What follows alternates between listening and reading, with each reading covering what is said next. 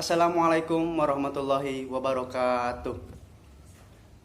Alhamdulillahirabbil alamin wa bihi nasta'in ala umuri dunya waddin wassalatu wassalamu ala asrofil anbiya'i wal mursalin wa ala alihi washabihi ajmain amma ba'du. Alhamdulillah ketemu lagi sama Bapak di pelajaran online hari ini.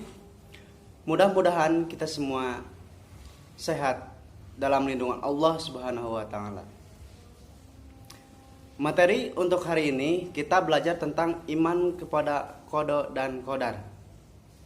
Tapi sebelum lanjut ke materi, alangkah baiknya kita berdoa terlebih dahulu. Berdoa dimulai.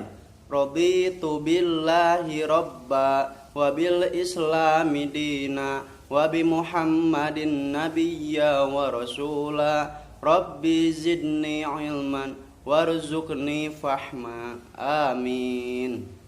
Oke, langsung saja ke pembahasan materi, yaitu tentang iman kepada qada dan qadar, yang akan dilanjutkan dengan video di bawah ini. Baik anak-anak, langsung saja ke pembahasan materi, yaitu tentang iman kepada qada dan qadar.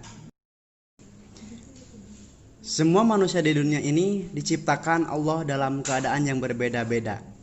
Ada laki-laki, ada perempuan, ada yang pintar, ada yang tidak. Ada yang kulitnya hitam, ada yang kulitnya putih. Ada Allah yang kehendaki dengan harta berlimpah dan hidupnya berkecukupan. Namun ada juga yang Allah kehendaki hidup dalam kekurangan. Semua itu merupakan hak dan ciptaan Allah yang disebut atau dikenal dengan qada. Kita sebagai umat Islam harus yakin dengan takdir Allah. Dalam hal ini disebut juga iman kepada qada dan qadar. Adapun pengertian qada dan qadar yaitu sebagai berikut. Yang pertama, pengertian qada. Menurut bahasa, artinya hukum atau ketetapan atau juga kehendak Allah. Semua berasal dari Allah Subhanahu wa taala, sang pemilik kehidupan. Sebelum adanya proses kehidupan, Allah sudah menuliskan apa saja yang akan terjadi, baik itu tentang kebaikan, keburukan, dan juga tentang hidup dan mati. Contohnya, mengenai garis hidup seseorang, baik itu sukses, gagal, sakit, sehat, kelahiran, serta waktu kematiannya. Yang kedua yaitu pengertian qadar. Qadar secara bahasa diartikan sebagai sebuah ketentuan atau kepastian dari Allah.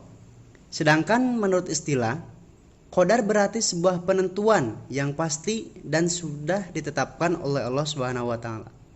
Baik yang sudah terjadi, sedang terjadi, maupun yang akan terjadi. Contoh qada dan qadar. Ketika Allah menetapkan sesuatu terhadap seseorang, seperti si Fulan misalnya, yang malas belajar dipastikan tidak akan meraih kesuksesan. Itulah contoh dari qada. Selanjutnya, di kemudian hari si Fulan tersebut tidak mau berusaha keras dalam belajarnya. Maka ketetapan itu benar-benar terjadi, sehingga ia menjadi orang yang gagal. Itulah contoh dari qadar. Nah, untuk selanjutnya yaitu cara mengimani qada dan qadar. Untuk beriman kepada qada dan qadar, ada 5 prinsip yang harus senantiasa kita pegang teguh. Yang pertama, mempercayai bahwa manusia selalu mendapat takdir antara baik dan buruk. Yang kedua, selalu sholat dan berdoa kepada Allah agar selalu dilindungi oleh Allah dari takdir yang buruk. Yang ketiga, menjalankan takdir dengan ikhlas dan berusaha.